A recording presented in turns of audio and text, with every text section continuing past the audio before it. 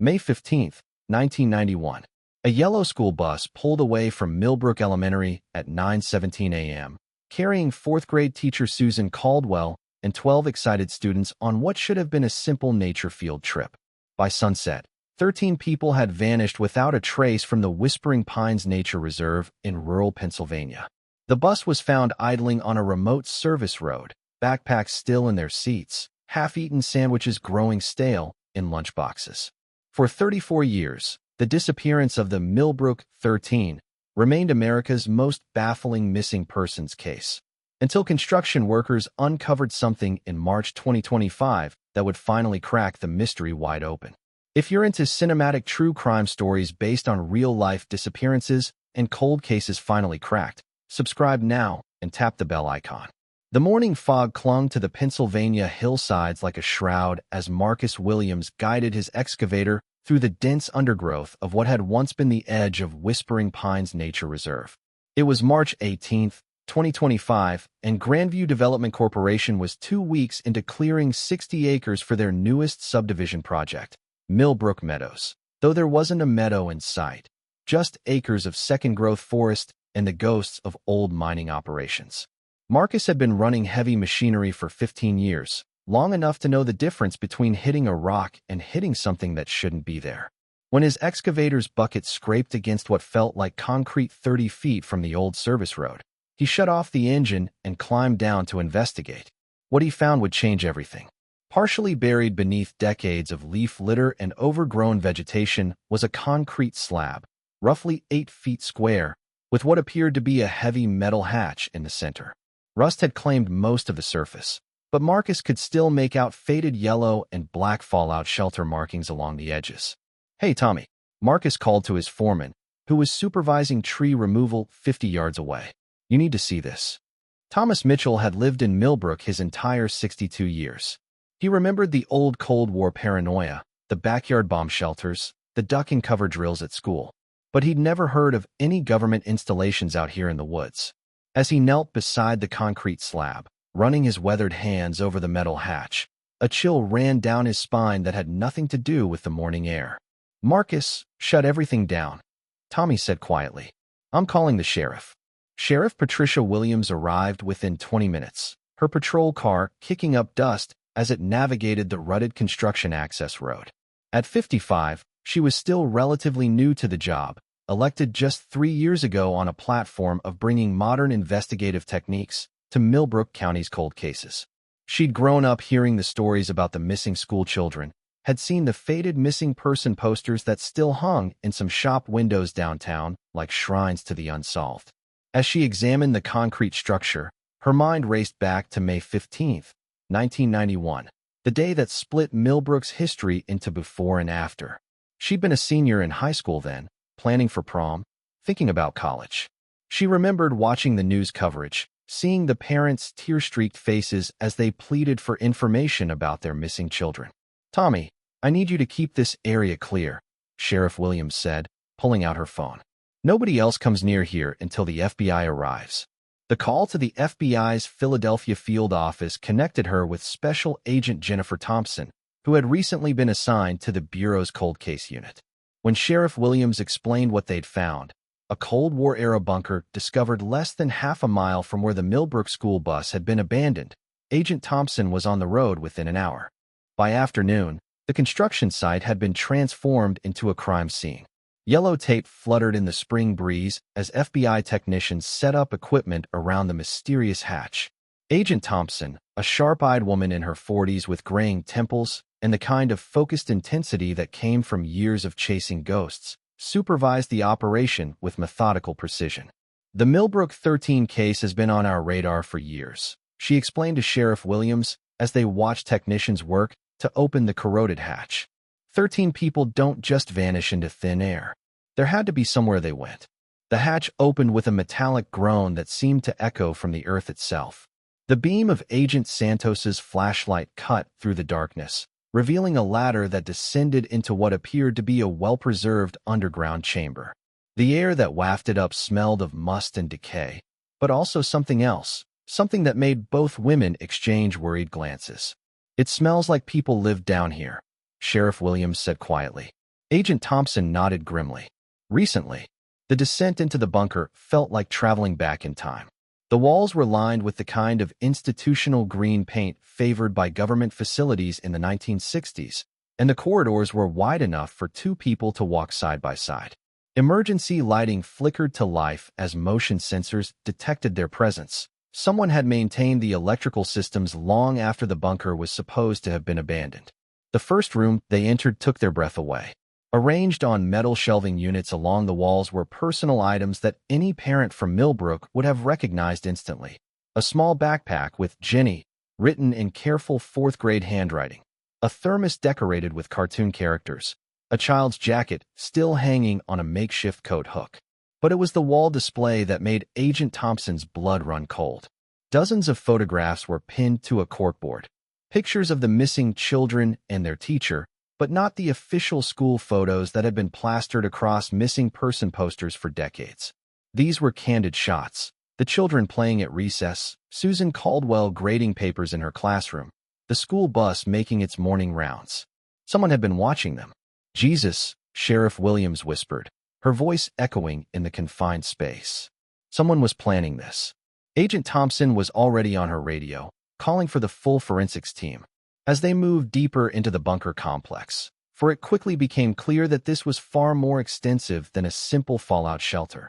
They discovered room after room of evidence that would rewrite everything anyone thought they knew about the Millbrook 13.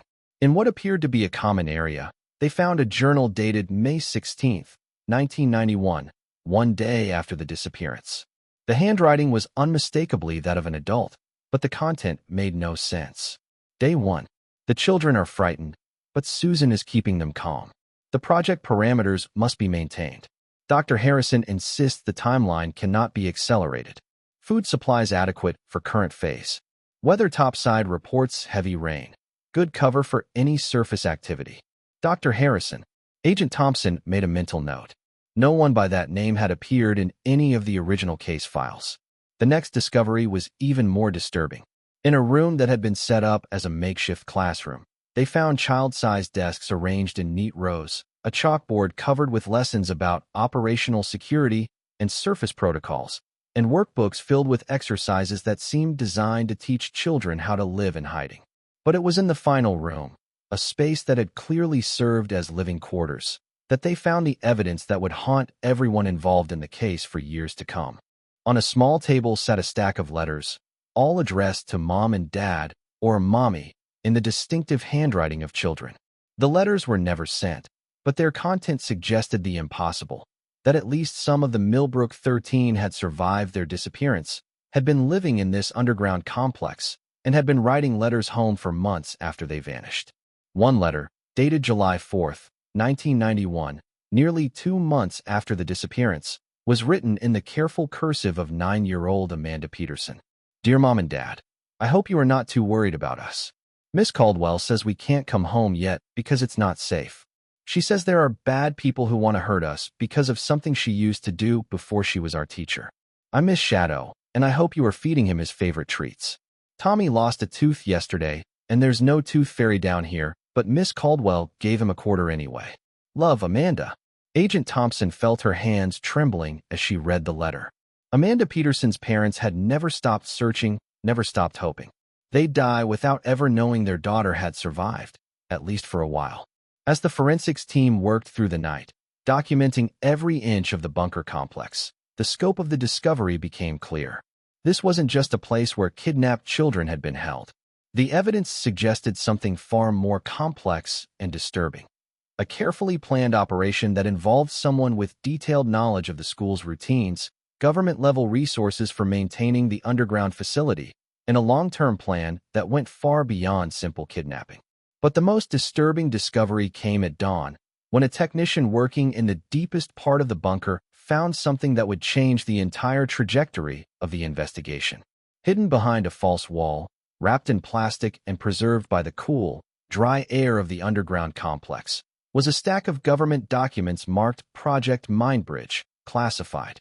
The documents, dating from the late 1980s, outlined a psychological research program that had supposedly been terminated years before the Millbrook disappearances. The research focused on childhood trauma responses and long-term isolation effects, and Susan Caldwell's name appeared throughout the files, not as a victim, but as a former researcher who had quit the program and disappeared into civilian life under a new identity. Agent Thompson sat in her rental car as the sun rose over Millbrook, reading through the classified documents with growing horror. Susan Caldwell, the beloved fourth-grade teacher who had vanished with her students, had once been Dr. Susan Morrison, a child psychologist working on classified government research. Someone had found her, had used her students as leverage, and had forced her back into the program she'd tried so hard to escape.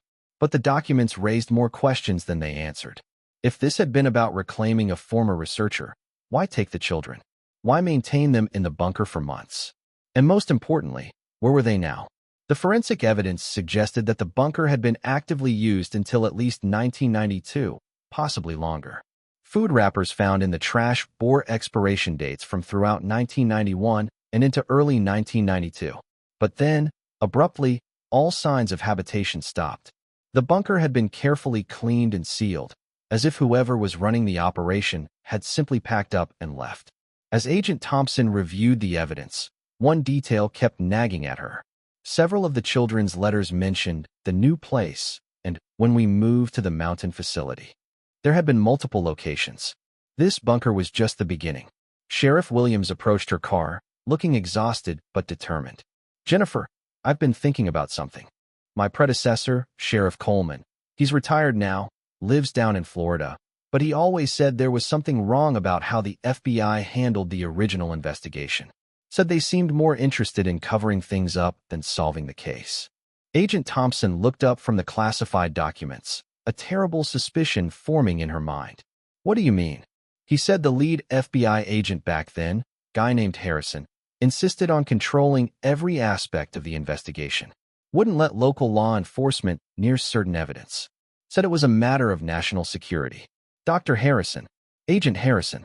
Agent Thompson felt the pieces of the puzzle beginning to align in a pattern she didn't want to see. The man who had been running the underground research facility was the same man who had been leading the investigation into the disappearance of his own subjects. As the implications sank in, Agent Thompson realized that the discovery of the bunker wasn't the end of the Millbrook mystery. It was just the beginning. Somewhere out there, possibly still alive after 34 years, were the answers to questions that went to the very heart of how far the government would go in the name of classified research. And if her suspicions were correct, the official investigation into the Millbrook 13 hadn't been a search for missing children. It had been a cover-up designed to hide one of the most disturbing chapters in the history of American psychological experimentation. The morning sun climbed higher over the Pennsylvania hills, casting long shadows across the construction site where 13 lives had been forever changed. As FBI vehicles continued to arrive and the investigation expanded, one thing was becoming increasingly clear.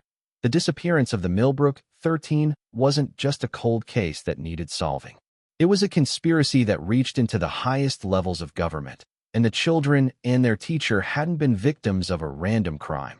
They'd been human subjects in an experiment so classified that even 34 years later, someone was willing to kill to keep it secret.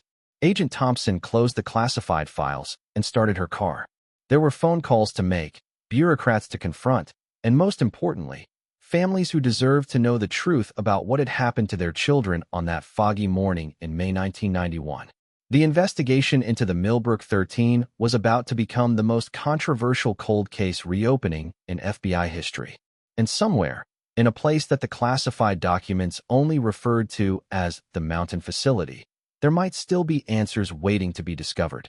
But as Agent Thompson would soon learn, some secrets had been buried so deep and protected by so many powerful people that digging them up would put her own life in danger. The bunker had been just the first secret. The real truth about the Millbrook 13 lay buried much deeper, in places the FBI hadn't even begun to look. 3 days after the bunker discovery, Agent Jennifer Thompson sat in the sterile conference room of the FBI's Philadelphia field office, surrounded by boxes of evidence that painted an increasingly disturbing picture. The classified Project Mindbridge documents had been just the beginning. What she'd uncovered in the past 72 hours would challenge everything the Bureau thought it knew about government accountability and the protection of American citizens. The first breakthrough came when Thompson's team ran the fingerprints found throughout the bunker through the federal database. Among the expected matches, Susan Caldwell and several of the missing children, they found something that made Thompson's blood run cold: multiple sets of prints belonging to individuals who, according to official records, had died years before the Millbrook disappearance. Dr. Michael Harrison, the mysterious figure mentioned in the bunker journals, was supposedly killed in a car accident in 1987. Yet his fingerprints were all over the underground facility, and security camera footage from a nearby gas station showed a man matching his description purchasing supplies just 2 days before the field trip disappearance. He faked his own death, Thompson said to her partner, Agent David Martinez, as they reviewed the evidence. But why go to such elaborate lengths to disappear, only to resurface for this operation?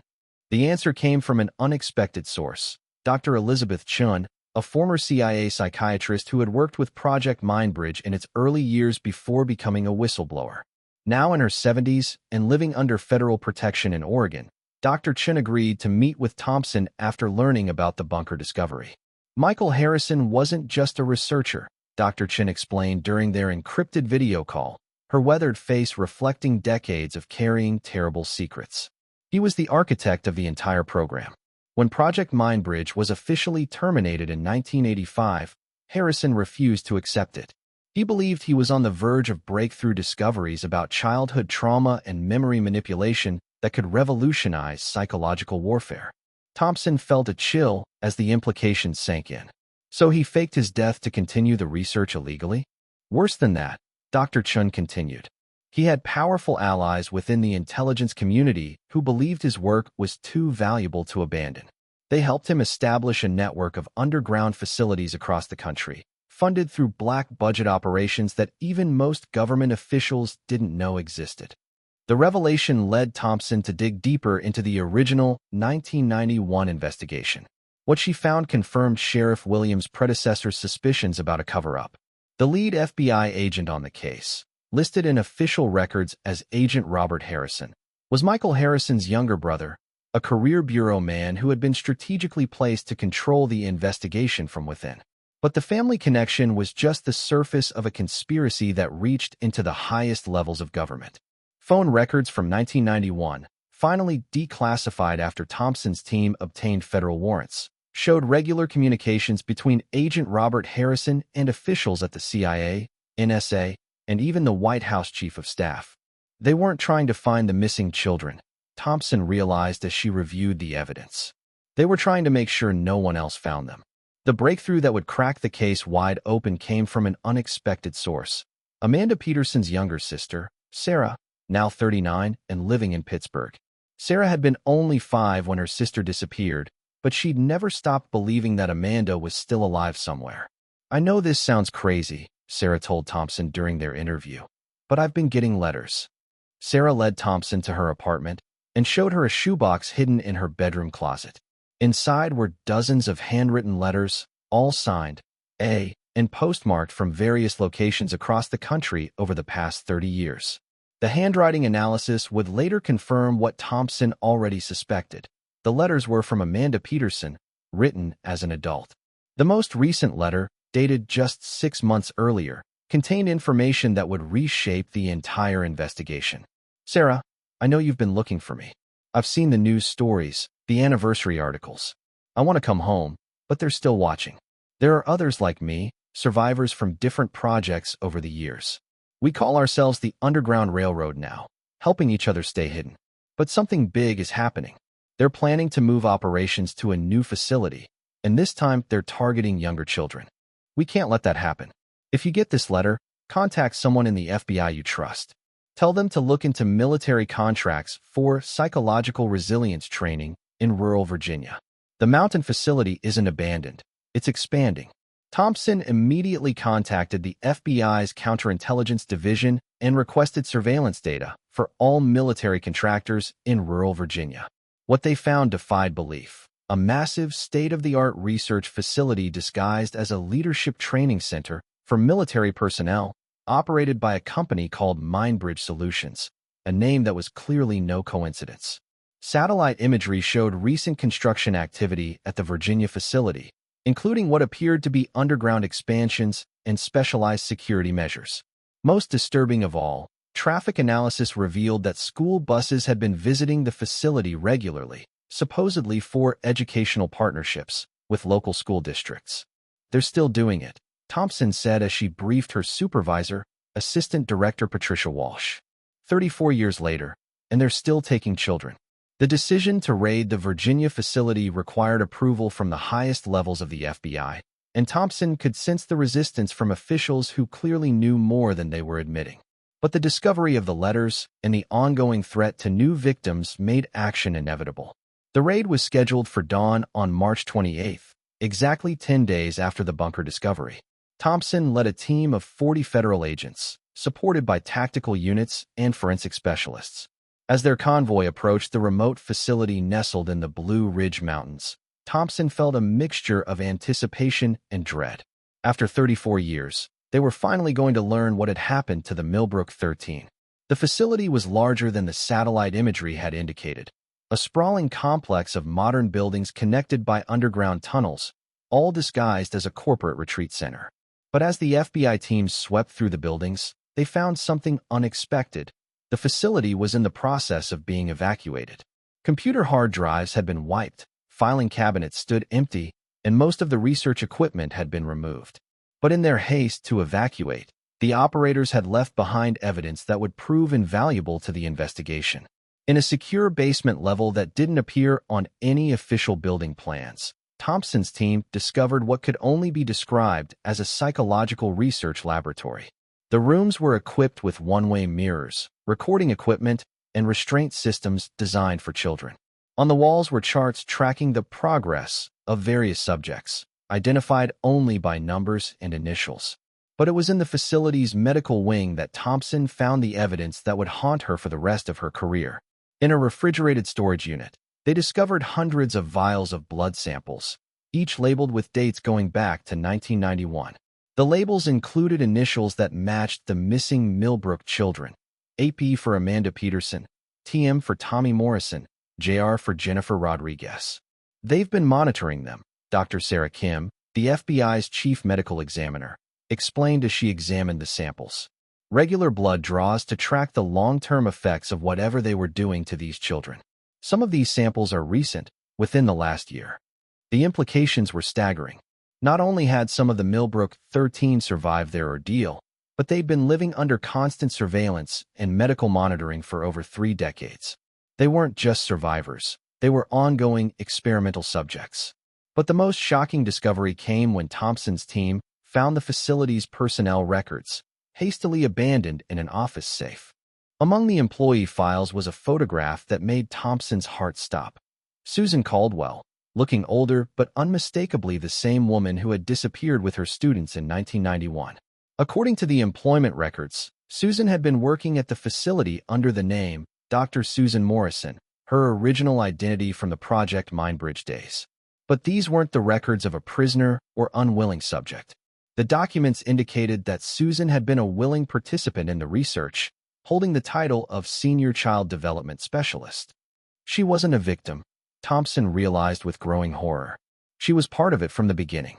The revelation forced Thompson to reconsider everything they thought they knew about the Millbrook disappearance. If Susan Caldwell had been working with the researchers, then the field trip hadn't been a kidnapping. It had been a recruitment operation designed to acquire new test subjects. But why her own students? The answer came from Susan's personnel file, which included psychological evaluations and mission reports dating back to 1991. According to the documents, Susan had specifically identified children from troubled backgrounds, kids whose disappearance might not trigger immediate intensive searches. Amanda Peterson's parents were going through a bitter divorce. Tommy Morrison's father was an alcoholic who frequently forgot to pick up his son from school. Jennifer Rodriguez lived with her elderly grandmother, who spoke limited English. The children hadn't been randomly selected. They'd been carefully chosen as vulnerable targets. Yet the letters from Amanda suggested that not all the children had been willing participants in whatever had happened to them over the past 34 years. Some, at least, wanted to come home. As Thompson's team continued processing the evidence from the Virginia facility, they made another disturbing discovery: operational plans for new facilities in 3 other states, each designed to house larger numbers of subjects than previous installations. The documents referred to Phase 4 expansion and mentioned enhanced recruitment protocols targeting children as young as 6 years old. They're scaling up, Thompson told Assistant Director Walsh during their emergency briefing. Whatever they learned from the Millbrook children, they're planning to apply it on a much larger scale. The investigation had expanded far beyond a simple cold case. Thompson was now dealing with an ongoing criminal conspiracy that involved government officials, military contractors, and a network of underground facilities that had been operating in secret for decades.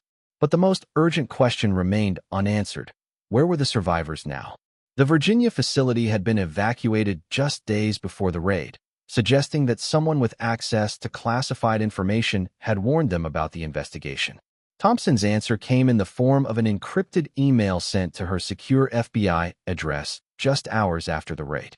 The message was brief but terrifying in its implications.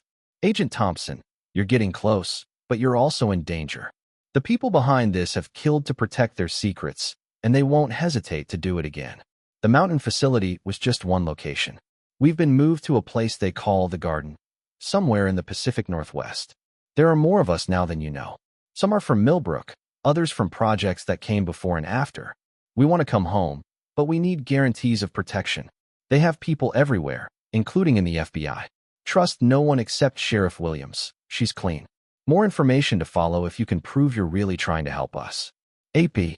Amanda Peterson was alive, and she was trying to make contact.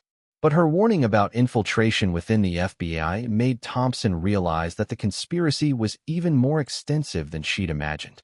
Someone with high-level access was feeding information to the people running the facilities, which meant that every move Thompson made was potentially being monitored by the very people she was trying to stop.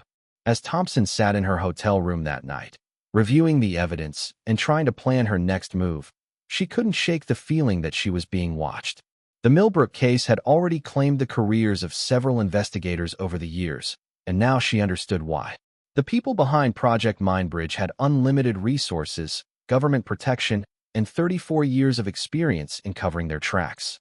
But they'd made one crucial mistake.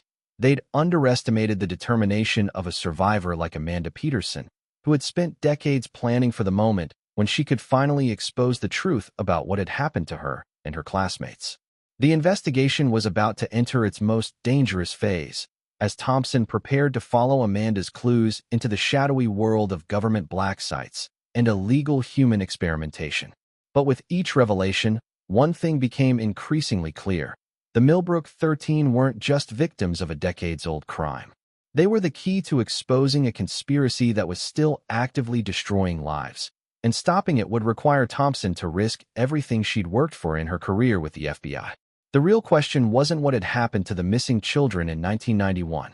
It was whether Thompson could find them before the people who had been hiding them for 34 years decided that the safest course of action was to eliminate all the witnesses, including the FBI agent who was getting too close to the truth. The mountain facility had been evacuated, but the Garden was still operational somewhere in the Pacific Northwest. And according to Amanda's message, it held not just the survivors of Millbrook, but victims from other projects that had been operating in secret for decades. Thompson was no longer just investigating a cold case. She was uncovering what might be the largest human trafficking and experimentation operation in American history, one that reached into the highest levels of government and had been hiding in plain sight for over 30 years.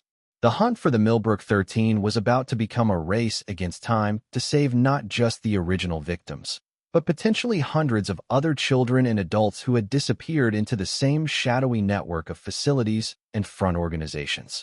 And somewhere in the Pacific Northwest, Amanda Peterson and the other survivors were waiting for help to arrive, hoping that this time, the authorities who found them would be the ones trying to save them, not the ones trying to silence them forever. Agent Jennifer Thompson had never worked an operation this far off the books. Sitting in Sheriff Patricia Williams' kitchen at 2 a.m. on April 3, 2025, surrounded by evidence that couldn't be stored at FBI headquarters and communications that couldn't go through official channels, She felt like she was living in a spy novel rather than conducting a federal investigation. "The leak is definitely coming from inside the bureau," Thompson said, spreading encrypted printouts across the kitchen table. "Every time we've made a move, they've been one step ahead. The Virginia facility, the sudden cleanup at the Pennsylvania bunker site. Someone with high clearance is feeding them information." Sheriff Williams poured another cup of coffee and studied the coded messages they'd been receiving from Amanda Peterson over the past week. The communications had become more frequent and more urgent, painting a picture of a secretive facility hidden somewhere in the dense forests of Washington state. "She says they're planning something called Final Protocol," Williams noted, pointing to the most recent message. "Whatever that means, it doesn't sound good." Thompson had spent the last week conducting her own investigation within the FBI, carefully probing to identify who might be compromising the operation. What she discovered was more disturbing than she'd imagined. The conspiracy didn't just have allies within the Bureau. It had been actively cultivating them for decades. Agent Robert Harrison, the original lead investigator who had covered up the Millbrook disappearance, had mentored dozens of agents over his 30-year career. Many now held senior positions throughout the FBI and other intelligence agencies. The network was so extensive that Thompson couldn't trust anyone within the formal command structure. Her breakthrough came from an unexpected source, retired Sheriff Coleman, the man who had originally suspected the FBI cover-up. When Thompson reached out to him in Florida, Coleman revealed that he'd been secretly documenting irregularities in federal investigations for years. "I kept copies of everything," Coleman told her during their secure phone call. "Reports that were altered, evidence that disappeared, witnesses who suddenly changed their stories. I always knew someday someone would need proof of what really happened." Coleman's files contained a roadmap of corruption that stretched back to the 1980s. More importantly, they included surveillance photos he'd taken of suspicious vehicles near the original crime scene. Photos that showed a man who matched Michael Harrison's description loading equipment into a van with Washington state license plates. The plates were registered to something called Evergreen Educational Services, Coleman explained. "I tried to investigate at the time, but suddenly got transferred to another case. But I never forgot those plates." Thompson ran the company name through every database she could access without triggering alerts. Evergreen Educational Services had been dissolved in 1995, but its assets had been transferred to a series of shell companies that eventually led to a property management firm called Pacific Northwest Holdings. That company owned over 2,000 acres of remote forest land in the Cascade Mountains, including several structures that weren't listed on any public records. "That's it," Thompson said, studying satellite imagery of the property. "That's where they are." But approaching the facility would require resources Thompson couldn't access through official channels. She needed backup, surveillance equipment, and tactical support, all without alerting the FBI moles who had been protecting the operation for decades. The solution came from an unexpected alliance. When Thompson shared her findings with Sheriff Williams, the local law enforcement officer revealed that she'd been building her own network of trusted contacts across multiple agencies, people who had grown suspicious of certain federal operations over the years. "There are more of us than you think," Williams explained. "Cops, deputies, even some federal agents who've seen things that didn't add up. We've been talking quietly among ourselves for years, waiting for someone to make the first move." Within 48 hours, Williams had assembled a team of 27 law enforcement officers from 7 different agencies, all operating on their own time and using personal equipment. It was the kind of irregular operation that could end all their careers, but as Williams put it, "Some things are more important than careers." The plan they developed was necessarily complex. The facility's remote location and sophisticated security meant that a direct assault would likely result in the deaths of any survivors being held there. Instead, they would need to infiltrate the compound covertly, identify the locations where people were being held, and coordinate a simultaneous rescue operation. Thompson's role would be the most dangerous. She would go in alone, posing as a federal agent investigating reports of unauthorized research activities. It was a thin cover, but it might buy them enough time to locate the survivors before the facility's operators realized they were under attack. On April 8, 2025, Thompson drove up the winding mountain road toward the facility that Amanda Peterson had called the Garden. Her hands were steady on the wheel, but her heart was racing as she approached what might be the end of a 34-year mystery, or the end of her own life. The facility looked innocuous enough from the outside, a collection of modern buildings nestled among tall pine trees, with discrete signs identifying it as the Pacific Northwest Institute for Advanced Learning. Solar panels and wind turbines gave it an environmentally conscious appearance that would appeal to visitors and government inspectors. But Thompson could see the security measures hidden among the natural landscape.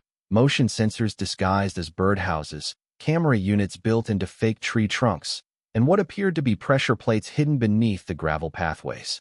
She was met at the main building by a woman in her 50s who introduced herself as Dr. Sarah Mitchell, the facility director. Dr. Mitchell was professional and welcoming, but Thompson noticed the nervous energy beneath her polished exterior. "Agent Thompson, what a surprise," Dr. Mitchell said, leading her into a conference room decorated with inspirational posters about unlocking human potential. "I must say, we weren't expecting a federal inspection. Our next scheduled review isn't until November." Thompson had prepared carefully for this moment. "We've received reports of unauthorized research involving minors. I'm sure it's just a misunderstanding, but we need to conduct a thorough review of your programs and facilities." Dr. Mitchell's smile never wavered, but Thompson caught the slight tightening around her eyes. "Of course, Agent Thompson. We're always happy to cooperate with federal authorities. Though I should mention that some of our programs involve classified research for military applications. You'll understand that access to certain areas may require additional clearances." As Dr. Mitchell began the tour, Thompson activated the small transmitter hidden in her jacket button.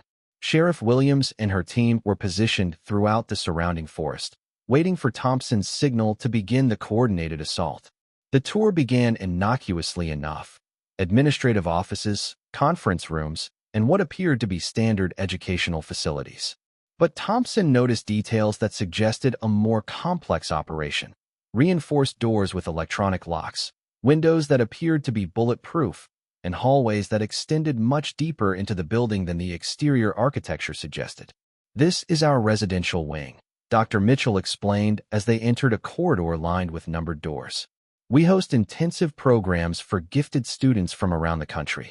Some stay with us for months at a time." Thompson felt a chill as she realized what she was looking at. The residential wing was essentially a prison block disguised as dormitories. Each door had a small window, and through several of them, Thompson could see young people sitting alone in sparse rooms that looked more like cells than bedrooms.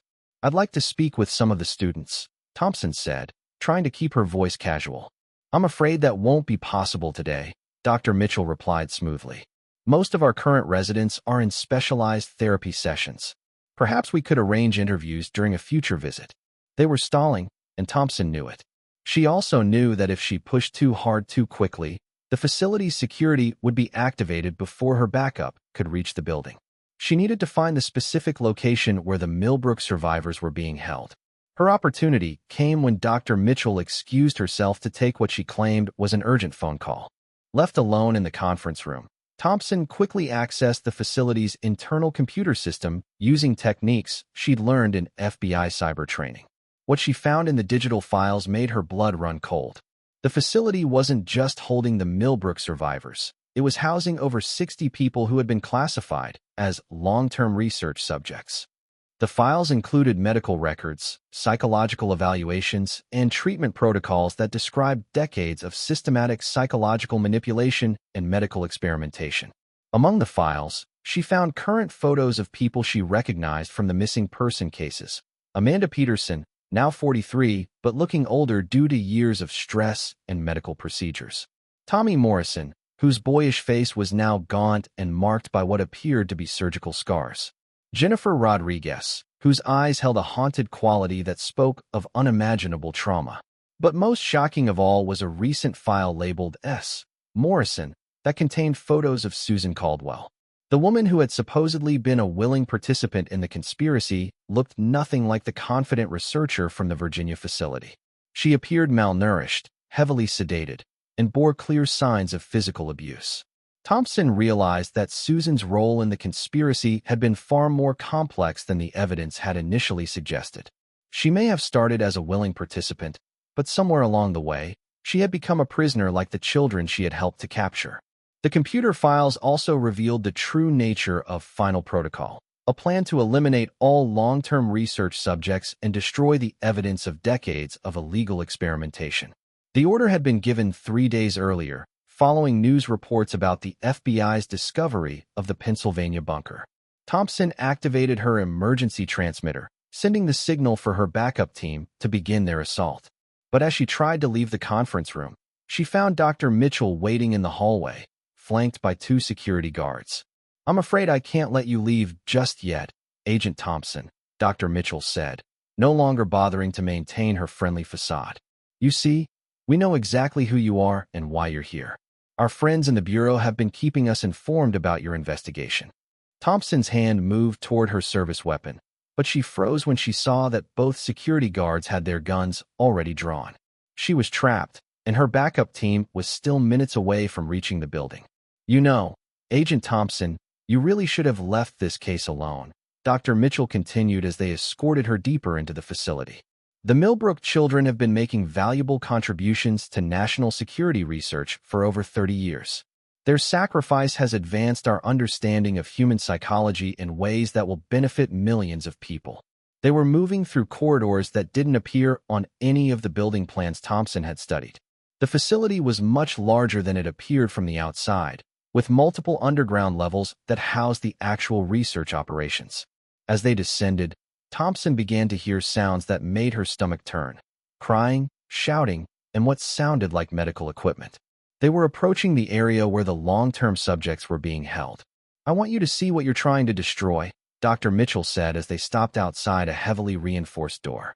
"These people have been part of groundbreaking research into trauma recovery, memory manipulation, and psychological resilience. Yes, the methods have been unconventional, but the knowledge we've gained could revolutionize treatment for PTSD, depression, and dozens of other conditions." Through the door's window, Thompson could see a large room filled with hospital beds. In those beds were people of various ages, many connected to monitoring equipment and for drips. Some appeared to be sleeping, others stared blankly at the ceiling with the vacant expressions of people who had been heavily sedated for extended periods. In one of the beds near the window, Thompson recognized the face of Amanda Peterson. Even after 34 years, and despite the obvious effects of prolonged medical treatment, she was unmistakably the little girl from the school photos. But her eyes, when they briefly focused on the window, held an intelligence and determination that suggested she was far more aware of her surroundings than her captors realized. "Final Protocol begins tonight," Dr. Mitchell said quietly. "All research subjects will be humanely euthanized, and the facility will be sterilized. The knowledge we've gained will live on, but the evidence of how we obtained it will disappear forever." Thompson felt a surge of rage that nearly overwhelmed her training. These people had stolen 34 years from children, had tortured and experimented on them in the name of science, and now planned to murder them to cover up their crimes. But before she could respond, the lights in the corridor began flashing red, and an alarm started blaring. Sheriff Williams and her team had reached the building. In the chaos that followed, Thompson managed to break free from her captors and reach the room where the long-term subjects were being held. What she found there would haunt her for the rest of her life. Dozens of people, ranging in age from their 20s to their 60s, who had been systematically abused and experimented on for decades. Some were victims of the original Project Mindbridge from the 1960s and 1970s. Others had been taken in operations similar to the Millbrook disappearance throughout the 1980s and 1990s. A few were more recent acquisitions, including several teenagers who had vanished from foster care systems in the past 5 years. Amanda Peterson was conscious and alert when Thompson reached her bedside. Despite years of captivity and medical experimentation, her first words were not about her own condition, but about the other victims. "The children," she whispered urgently. "They have children in the lower levels. Newer subjects. You have to get them out first." Thompson's team, supported by Sheriff Williams' officers, worked through the night to evacuate the facility and secure the survivors. What they discovered in the lower levels was even more horrifying than the main research ward. Dozens of children and teenagers who had been recently abducted from around the country, many showing signs of psychological trauma and medical abuse. The final count was staggering. 87 survivors ranging in age from 8 to 63, representing what appeared to be the largest human trafficking and experimentation operation in American history. Of the original Millbrook 13, 9 were still alive, including Amanda Peterson, Tommy Morrison, and Jennifer Rodriguez. Susan Caldwell was found in a separate medical facility, suffering from severe malnutrition and what appeared to be drug-induced psychosis, but alive. Dr. Michael Harrison, the architect of the entire operation, was found dead in his office from an apparent suicide, surrounded by documents he had been attempting to destroy. His final note claimed that the research had been for the greater good of humanity and expressed no remorse for the lives destroyed in pursuit of that goal. The aftermath of the raid would take years to fully process. Federal investigations revealed that the conspiracy had reached into multiple government agencies, with over 40 officials ultimately facing charges ranging from conspiracy to kidnapping to murder. The network of facilities had operated across 12 states, funded through a combination of black budget operations and private contracts with defense contractors. For the survivors, the road to recovery would be long and difficult. Many had spent more years in captivity than they had in freedom, and the psychological and physical damage from decades of experimentation would require intensive treatment. But they were finally free, and the truth about their ordeal was finally being told. Amanda Peterson, now 43 years old, spoke at a press conference 6 months after her rescue. Her words would become the defining statement about one of the darkest chapters in American government history. They took our childhoods, our families, our entire lives.